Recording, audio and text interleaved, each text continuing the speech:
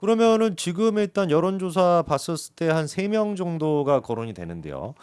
오세훈 시장과 이제 홍준표 시장과 한동훈 전 대표 이게 3명이 거론이 되는데 오세훈 시장 같은 경우는 약간 친윤 색깔이 강한 사람은 또 아니고 홍준표 시장은 굉장히 좀 강한 편이 있고요. 그리고 지금 메시지도 굉장히 좀 강한 메시지를 내고 있는데 또 희한하게 홍준표 시장이 이번에 최상목 또 권한대행에 대해서 별다른 또 얘기는 없는 것 같아요. 지금은. 홍 시장님은 뭐 네.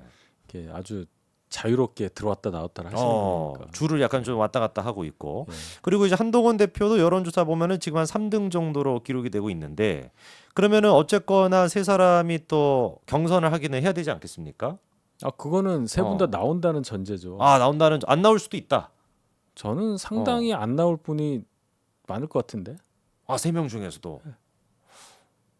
그러면 오세훈 시장도 이건 제 안 개인적인 나오고. 얘기예요. 네. 오세훈 시장. 그러면 3명 중에서 그러니까 네. 제가 어. 이런 얘기하면 아니 당대변인까지 한 사람이 선거를 네네. 앞두고 어떻게 그런 얘기를 하냐라고 뭐 어. 비판하실 수도 있어요. 제가 생각해봐도 좀 급진적인 얘기일 수는 있는데 네. 이 선거요 이기려고 하면은 그게 더 비합리적입니다. 솔직히 말씀드려서. 이번 대선이 예. 박근혜 아. 대통령 때 탄핵되고 19대 대선 17년도 있었던 대선에서 이 논리가 작동을 했어요. 반기문이 있었는데 네네네. 그때 문재인 후보하고 별 차이 없다가 갑자기 반기문 후보가 사라지면서 대타로 홍준표 후보가 나오고 뭐 이렇게 네. 된 거 아니에요. 안철수 후보 있고 네네. 중간에 안철수 후보가 살짝 역전한 적도 있었고 뭐 이러면서 음. 여론조사 겨우 된 거다. 어. 근데 그렇지가 않아요. 왜 겨우 된 거란 얘기를 하면 그때 문재인 후보가 41% 얻었고 홍준표 24, 안철수 21 이렇게 얻었어요. 그래서 그쵸. 문재인이 반이 안 됐고 안철수, 홍준표 합치면 45니까 넘죠. 넘는다 이렇게 이제 생각을 하니까 야 그거 그때 우리가 좀만 단합하고 단일화했으면 이기는 게임도 이렇게 해서 예. 탄핵 후에도 이길 수 있는 선거 환경이 조성된다고 생각을 해요. 저도 그런 생각을 하는데. 그런데 생각을 다시 한번 해보면 네네. 그때 이제 유승민 후보가 한 7% 정도 얻었어요. 이쪽에. 네.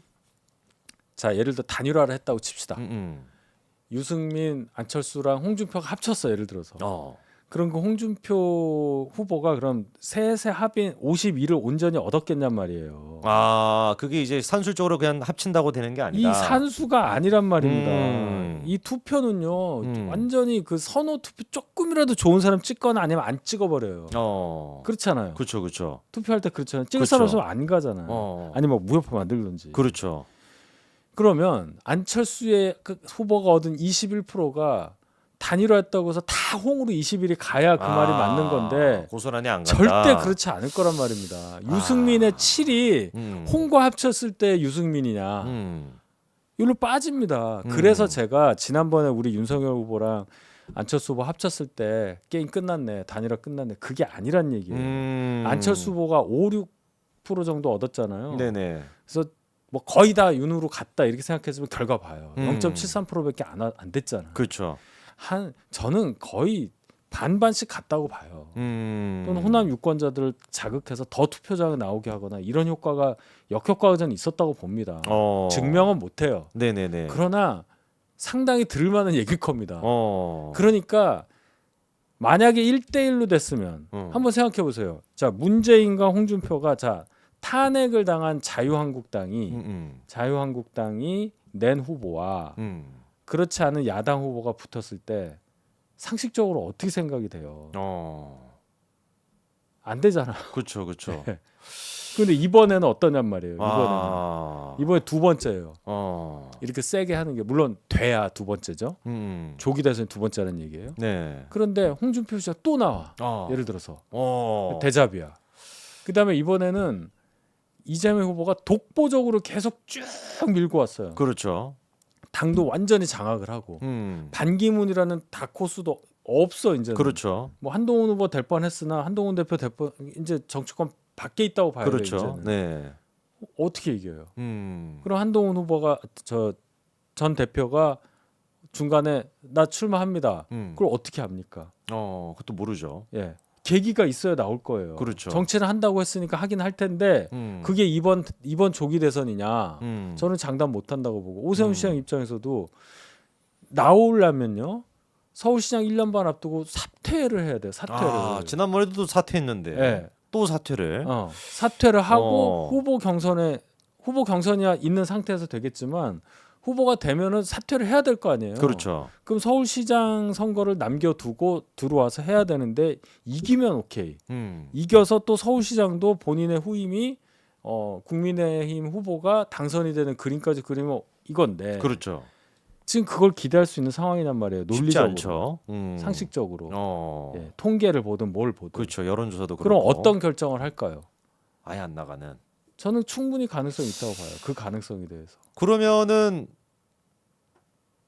3명 중에서 나오는 사람이 홍준표 시장밖에 없는. 일단 거의 저는 99%라고 봅니다. 너무 좀 암울한 거 아닙니까, 대변인님? 그런 상황이 됐어요. 그러니까 우리가 네네. 조금만 호흡을 네. 길게 가져가야 될 필요가 있다.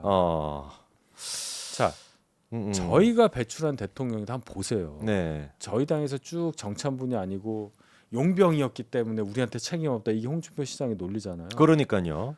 그렇지가 않아요. 어.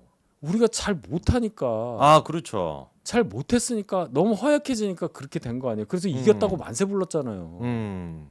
그래놓고 이제 와서 또 그분을 탓을 해요? 홍준표 시장은 계속 그렇게 얘기하거든요. 중간에는 또 윤 대통령 잘한다고 막 했었잖아. 그러니까요. 네. 이거 다 기억을 합니다. 논리가 안 맞는단 말이에요. 앞뒤가. 그렇죠. 근데 이분은 나올 수밖에 없는 상황이에요. 홍 시장은 일단 그냥 나와요. 계속 나와. 어. 그래서 뭐 되는지 안 되는지 결과를 봐야 되겠죠. 그러니까 이분은 상수. 근데 딱 하나 제가 분명히 말할 수 있는 건 이분이 후보가 돼서 네. 대선을 치른 후에 네. 이기든 지든 네. 당권을 장악한 일은 없을 겁니다. 그 정도입니까?